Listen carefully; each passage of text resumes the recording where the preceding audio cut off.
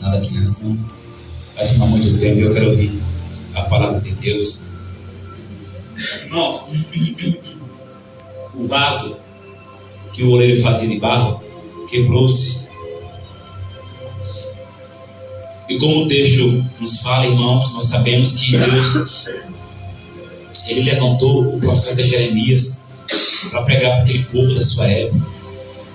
Mas nesse capítulo 18, irmão Rubens, Jeremias está falando para o povo de Deus. Jeremias aqui no capítulo 18, ele não está pregando para o ímpio. Jeremias aqui no capítulo 18, ele não está pregando para o estrangeiro, para aquele que não conhece a Deus. No capítulo 18, no livro do profeta Jeremias, Jeremias está pregando para o povo de Israel. Deus levanta ele, levanta-te, profeta, toma-te posição. O profeta não estava sentado nem deitado. Quando Deus está falando com o profeta Jeremias, levanta-te, desce, Jeremias, tome posição. Se levante, que agora eu quero falar com você, para você transmitir uma mensagem para o meu povo.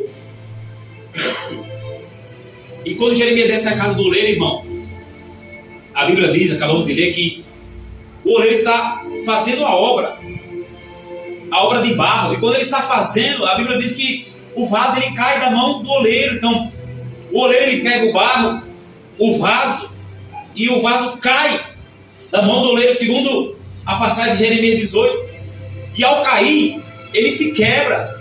E quando o vaso se quebra, ele perde a sua beleza.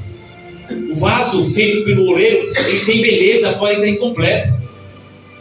Então, a palavra de Deus diz que Deus fala com Jeremias: não poderia fazer de você ou de vocês, ó casa de Israel, como fez esse oleiro, porque quando o vaso caiu, se quebrou, o oleiro catou, colocou sobre a roda e começou a pisar e começou a girar e colocou a mão de novo sobre o vaso e começou novamente a ter forma o vaso que o oleiro fazia.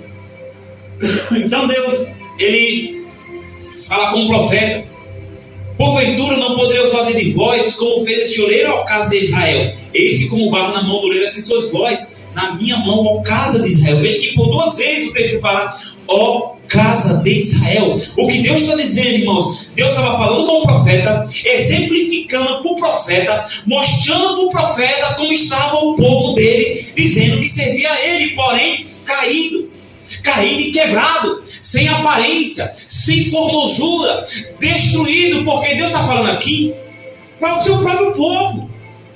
Eu já vivi isso, irmão. Você está na casa de Deus, cantando para Deus, pregando para Deus, porém quebrado. Vamos, irmão, como está teu vaso, irmão? Como está teu vaso, irmão?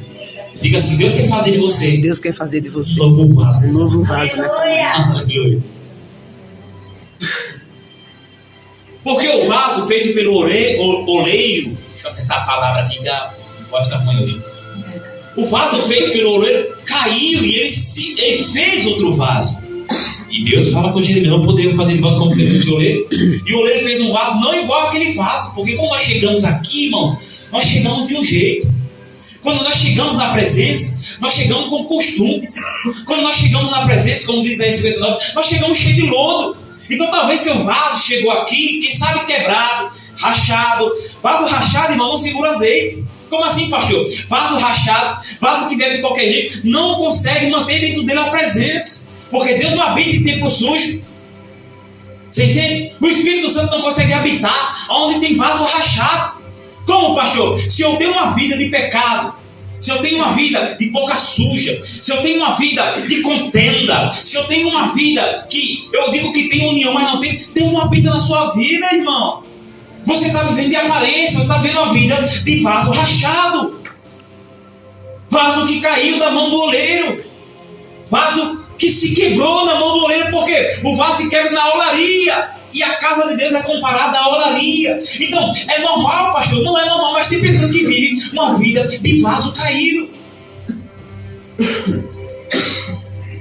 Então, nessa manhã, irmão, nós devemos tomar posição na olaria de Deus.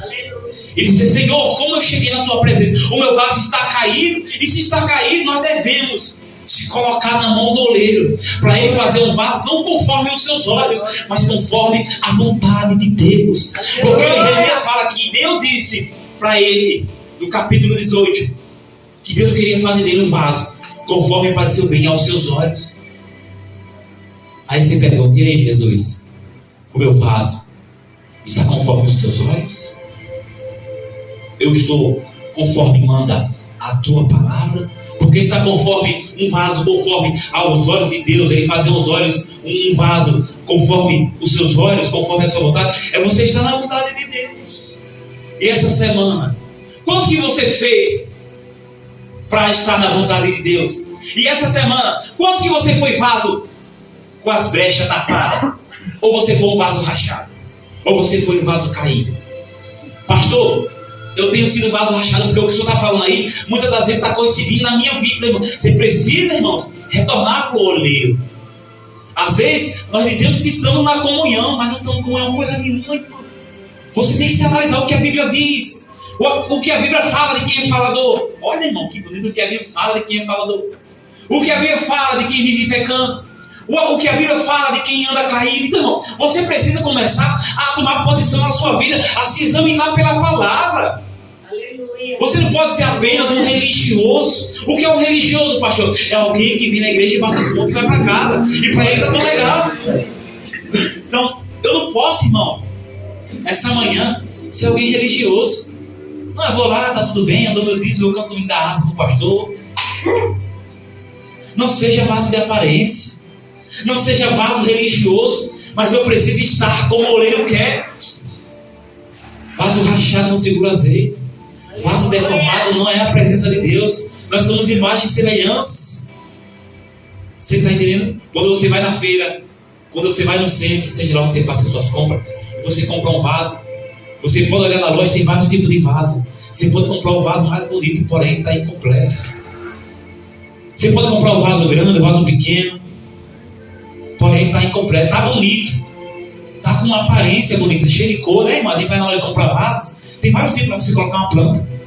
Ele está bonito, vaso grande, vaso pequeno. Assim somos nós. Tem dias que nós estamos cheios de aparência, estamos bonitos, a gravata bonita, o terno bonito, o vestido bonito.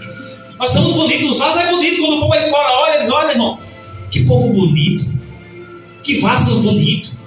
Só que, porém, o nosso vaso está incompleto. Porque, assim como você compra na loja e traz o vaso, ele está bonito, tem aparência, mas está incompleto. O vaso só fica bonito, completo, quando nós colocamos as flores. Você não compra o vaso. O vaso está bonito, está com aparência, porém não está completo.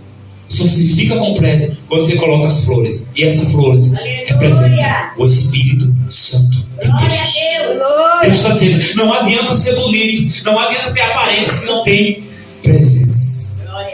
É isso que Jeremias está falando. O vaso estava bonito, quebrado, mas estava faltando ser feito, ser moldado pela mão do oleiro. Então que nessa noite, irmão, você seja completo. De manhã. Nessa manhã, Jesus, o pastor é terrível.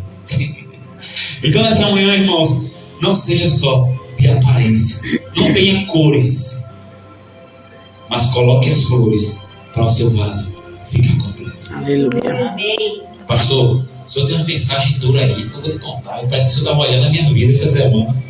Irmãos, é Deus que fala. Eu me ajoelhei aqui, eu não tinha nada para falar para os irmãos. Jesus, o que é que eu falo para os irmãos, Pai? Me dá uma palavra, Senhor, porque de mim eu não tenho nada realmente. Ninguém tem, se eu não der, não é bíblica, a Bíblia fala isso. O que eu falo? Ele disse: fala, filho, porque muitas vezes o vaso está bonito, mas está faltando a minha presença nele. E esse texto fala para nós, irmão. É nós que temos que nos posicionar, porque Jeremias já foi enviado, foi Jesus. Jesus veio trazer a mensagem. Ele veio do Pai, Jeremias recebeu a mensagem do Pai. Veja se Jeremias não representa Jesus nesse texto. E nós somos a casa de Deus, somos o povo de Deus. E Jesus já veio, já pregou, já ensinou, mostrou o caminho. E nós sabemos o caminho, sabemos a verdade, conhecemos a vida. E estamos muitas das vezes como vaso rachado. Você já colocou água em um balde quebrado? Que ele nunca se enche? Não é assim? Quando eu enchi o balde rachado lá, e esse balde no mês, quando eu olhei um monte de água sempre pelo lado, irmão. Tem crente que não consegue sustentar uma mensagem por uma semana. Como assim, pastor? Tem crente que ouve uma mensagem no domingo ele nem lembra o que foi pregado naquele culto. Está faltando você tapar essas brechas aí, irmão, em nome de Jesus. Aleluia. Para você guardar a mensagem de Deus sobre o teu coração. Você está entendendo? Amém. É o que Deus fala nessa manhã, irmão. Tapa as brechas. Vigia, filho. Deixa Deus fazer a tua vida conforme pareceu bem aos teus olhos. Porque a gente não é assim, irmão. A gente é ignorante, né, irmão, Zay? A gente diz assim, vou fazer como eu quero, rapaz. Que conversa é essa? Ninguém manda na minha vida. Cuidado, irmão. A Bíblia diz que Deus ele não tem o culpado por inocente. Pastor, quando que eu sou culpado? Quando você sabe da verdade e a não executa. Aleluia. Quando você sabe que tem que fazer aquilo bem e você não faz o bem, você está sendo omisso. Você sabia que se a polícia passar aqui agora e tiver alguém baleado e ele não botar na bala e levar para o hospital, isso se trata de omissão, e omissão é um crime perante a lei dos homens? Se o SAMU passar aqui e você tiver caído e o SAMU não socorrer você, ele está praticando o crime da omissão? Você sabia também que a Bíblia fala que se você sabe fazer o bem e você não faz, você está sendo omisso e você está pecando e a verdade de Deus não está em você? Vamos abrir um parênteses aqui, irmãos. Estou falando de você que não tem condições de ajudar. Aquele que sabe fazer o bem. Quando fala aquele que sabe, não é só entendimento, é poder. Aquele que sabe, aquele que pode e não faz, peca. Você está entendendo? Então Deus está dizendo, tira essa omissão do seu coração, rapaz. Tira essa omissão da tua vida, mulher. Aleluia. Porque você pode, mas você não faz. Você está sendo, irmão, você está em pecado aqui. Não tenha cuidado, irmão. Pastor, eu não me prostituí. Pastor, eu estou bem. Tá? Você está omisso à vontade de Deus, irmão. É por isso que a mensagem vem essa manhã para nós analisar o nosso vaso. Está vendo como passa batido? Você o dia todo você está sendo omisso à vontade de Deus. Aí de noite vem aqui, Santo é o Deus de Israel. Foi o dia todo omisso. Não ajudou, não fez o bem. Podia, foi hipócrita. Uma vida de aparência. Aí de noite vem cantar para Deus aqui no altar, irmão. Que é isso? Se levanta, Jeremias, conserta o teu vaso e desce a casa do oleiro, porque ele quer falar com você, Jeremias. E Deus está falando nessa manhã. Eu não trabalho, quem é omisso na minha obra, eu não trabalho assim. Deus está dizendo, se você está sendo omisso na sua vida, Deus está dizendo, você não me serve. Você está me servindo de aparência. Eu não recebo adoração de aparência. Eu não recebo louvor de aparência. Eu não recebo glória de aparência. Está entendendo, irmão? Eu não quero nem forçar o texto, não, o negócio vai estreitar aqui. Vai descer mais, vai chegar sobre a vez de Israel. Você entende isso, irmãos? Amém. Toda vez que você pode fazer e não faz, você está sendo omisso. Enquanto aquele tempo daquela omissão estiver ocorrendo, você está em pecado. Como pastor? Fulano estava com fome, eu podia dar um pão e não dei. Enquanto ele estiver com fome, você está em pecado. Até Deus levantar o outro melhor do que você para dar o pão a ele. Você está entendendo, irmão?